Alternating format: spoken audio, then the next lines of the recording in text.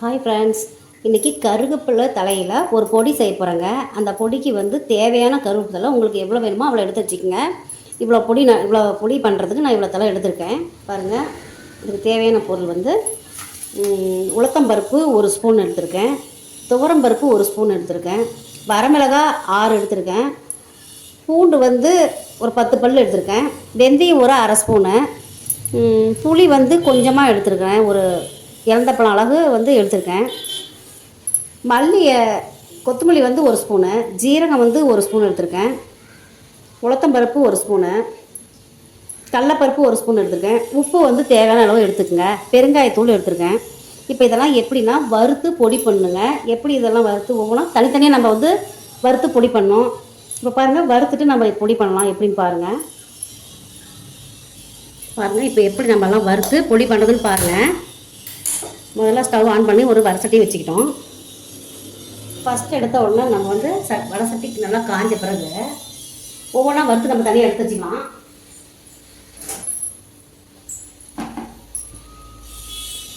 முதல்ல வரமிளகாய் பொடி பண்ணிக்கலாங்க.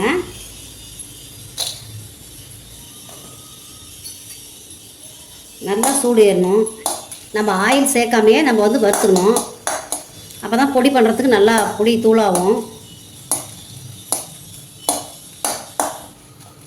நல்லா நைஸாகும்.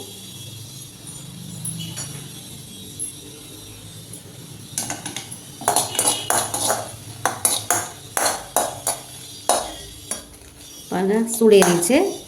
எடுத்து வச்சுட்டு அடுத்தது மல்லி பொடி பண்ணி நல்லா சூடு பண்ணிக்கலாம்.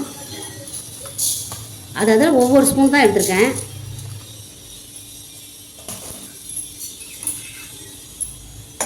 பாருங்க, அதையும் லைட்டாக சூடு பண்ணிக்கோங்க. கொஞ்சம் சிம்மில் வச்சுங்க, ரொம்ப அதிகமாக இருக்குது அனல். பாருங்கள், சூடு ஏறிடுச்சு. அதையும் நான் எடுத்து கொட்டி வச்சுக்கிறேன். இப்போ ஜீரகம் சூடு பண்ணிக்கலாம். வறுத்து அரைச்சோம்னா நல்லா மணமாக இருக்கும், அதுக்கு தான் வறுத்து அரைக்கிறது.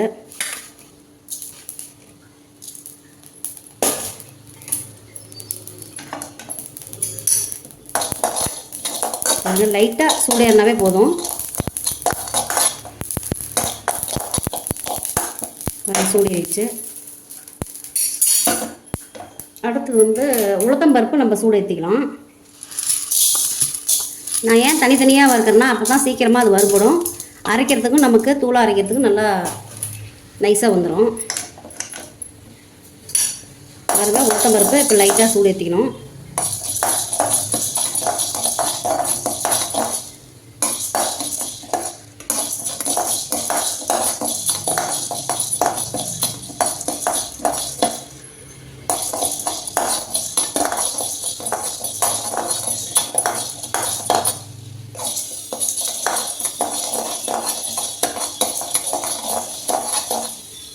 பாருங்க, நல்லா சூடு ஏறிடுச்சு. இதையும் கொட்டிட்டு நம்ம அடுத்தது துவரம்பருப்பை சூடு பண்ணிக்கலாம். துவரம்பருப்பு அதுவும் 1 ஸ்பூன் தாங்க, அதையும் சூடு பண்ணி வச்சுக்கலாம்.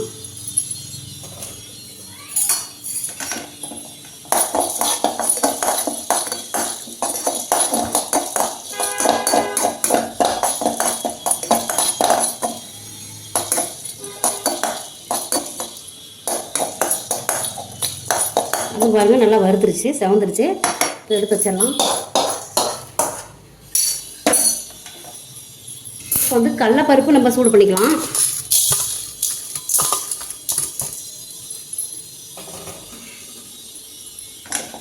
இதெல்லாம் தனித்தனியாக வறுத்தா தாங்க நல்லா பொடியாகும்.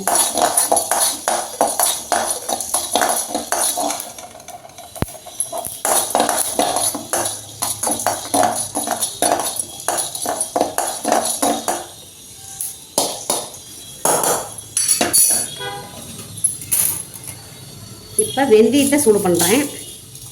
அது அரை ஸ்பூன் தான் எடுத்திருக்கேன்.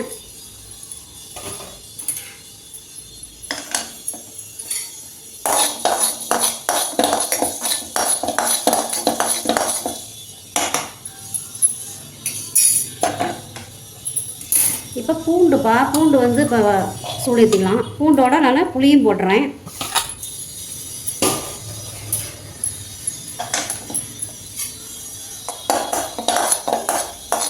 இது கொஞ்சம் சூடேறினா போதும்.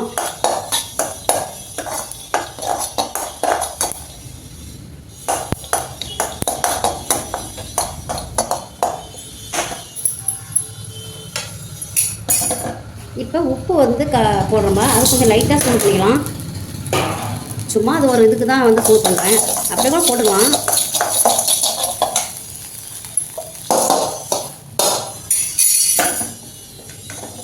இப்போ கருவேப்பிலை தலையை வந்து சூடு பண்ணிக்கலாம். நல்லா க்ரீன் கலராக இருக்குது, இது கொஞ்சம் நம்ம சூடு பண்ணி அரைச்சிக்கலாம்.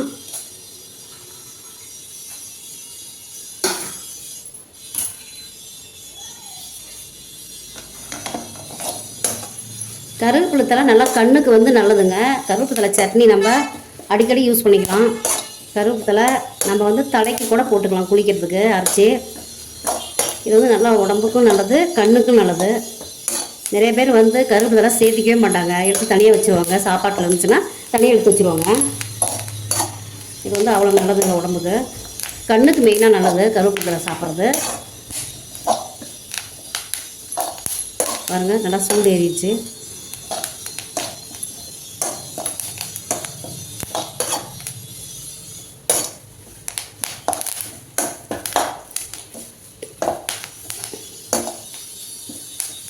இப்போ இதெல்லாம் வந்து இப்போ ஆற வைக்கணும். நல்லா ஆறின பிறகு அதுக்கப்புறம் தான் நம்ம இதை அரைக்கணும்.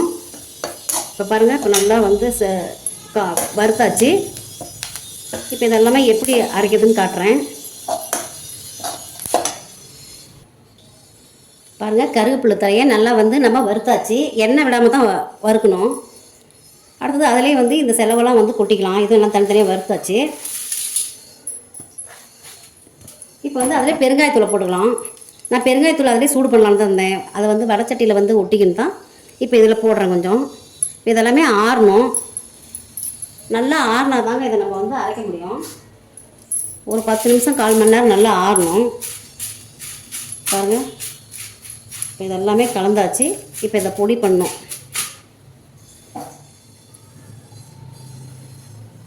பாருங்கள், கருவேப்பிலை பொடி வந்து ரெடி ஆயிடுச்சு. இப்போ உப்பு எல்லாமே நம்ம காரம் எல்லாமே சேர்த்திக்கிட்டோம். இப்போ இதை வந்து அரைச்சி பொடி பண்ணியாச்சு நம்ம. அதாவது நைஸாக நம்ம பொடி பண்ணக்கூடாது, கொஞ்சம் பிறுபிறுன்னு இருந்தால் நம்ம சாப்பாட்டில் போட்டு சாப்பிட்றதுக்கு நல்லாயிருக்கும். இப்போ பாருங்கள், அந்த பொடியை வந்து நான் இப்போ சாப்பாட்டில் போட்டு நெய் ஊற்றி சாப்பிட்டுக்கிறேன்.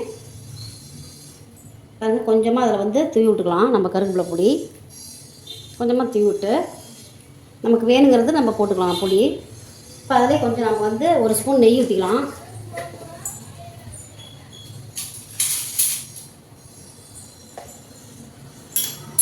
பாருங்கள், அவ்வளோ டேஸ்ட்டாக இருக்கும்.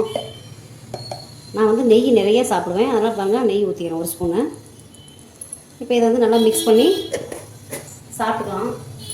செம்ம டேஸ்ட்டாக இருக்கும். நீங்கள் இந்த மாதிரி ஒரு தடவை ட்ரை பண்ணி பாருங்கள். பொடி நல்லாயிருக்கும். உங்களுக்கு உப்பு பத்தலைன்னா உப்பு கொஞ்சம் எக்ஸ்ட்ரா போட்டுக்குங்க. இந்த மாதிரி நீங்களும் வீட்டில் செஞ்சு பாருங்கள். பிடிச்சிருந்தால் லைக் பண்ணுங்கள், ஷேர் பண்ணுங்கள், கமெண்ட் பண்ணுங்கள். தேங்க்யூ.